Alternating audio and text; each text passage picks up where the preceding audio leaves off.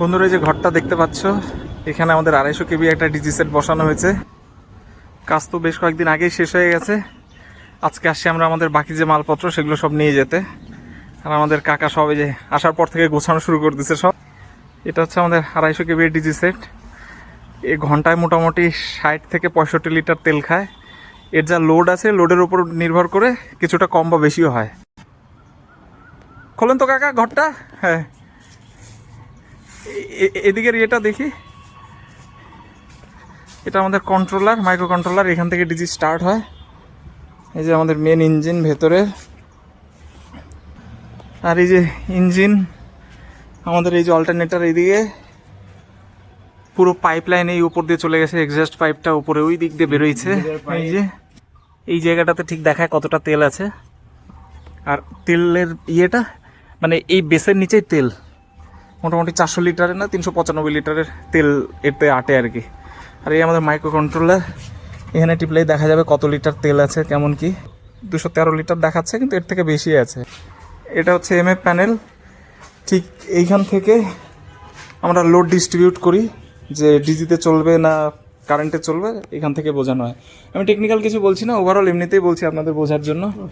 এই হলো ডিজির back side.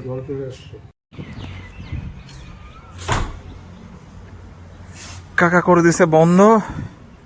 কালকে তাহলে কাকা আমরা এসে এগুলো সব হ্যান্ড ওভার দিয়ে দেবো, তাই তো?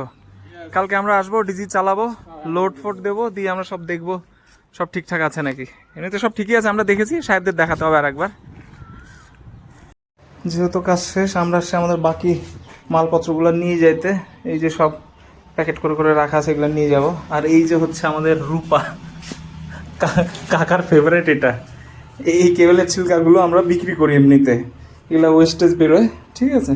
এগুলো এখন আমরা ফাটাবো, ফাটাইয়ের ভেতরকার যে অ্যালুমিনিয়াম আছে সেটা দোকানে গিয়ে বিক্রি করবো।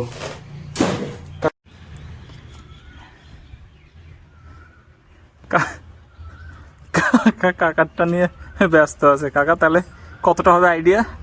95 কেজি। হ্যাঁ, 95 কেজি। 95 কেজি। আজকে আমাদের আউট কামাই 1862 টাকা। কাকা খুব খুশি। আর আমাকে নাই দেখালাম। আমাদের গাড়ি চলে আসছে মাল নেওয়ার জন্য। কাকা দেখাচ্ছে কোন দিক দিয়ে যাইতে হবে।